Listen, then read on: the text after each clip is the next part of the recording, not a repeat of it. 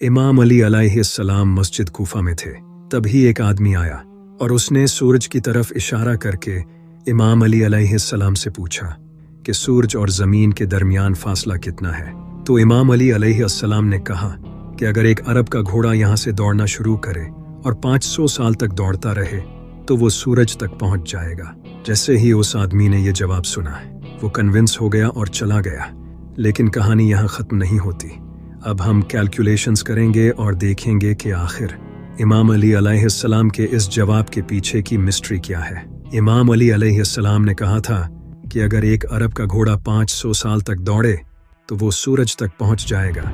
एक अरब के घोड़े की एवरेज स्पीड तकरीबन 22 माइल्स पर आवर होती है।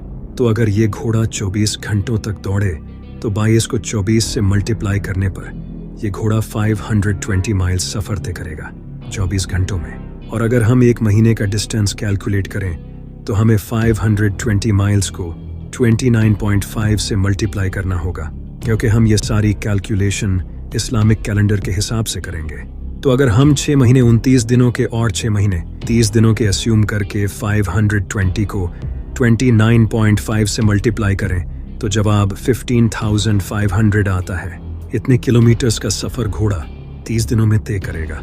और अगर एक साल का डिस्टेंस कैलकुलेट करें तो क्योंकि एक साल में 12 महीने होते हैं, इसलिए हम 15,500 को 12 से मल्टीप्लाई करेंगे तो जवाब आता है 1,86,000, यानी कि इतने माइल्स का डिस्टेंस घोड़ा एक साल में तय करेगा। और अगर हम 500 साल का डिस्टेंस कैलकुलेट करें तो हमें 1,86,000 को 500 से मल्टीप्लाई करना होगा तो जवाब आएगा 9,34,00,000 माइल्स।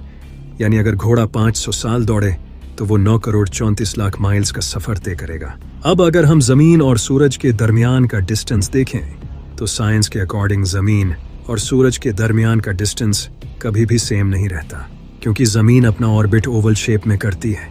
कभी ये सूरज के करीब होती है तो कभी दूर चली जाती है। जब ज़मीन सूरज के करीब होती है तो इनके दरमियान का डिस्टेंस 9,10,00,000 माइल्स होता है, और जब ज़मीन सूरज से दूर होती है तब इनके दरमियान का डिस्टेंस बढ़कर 9,48,00,000 माइल्स हो जाता है।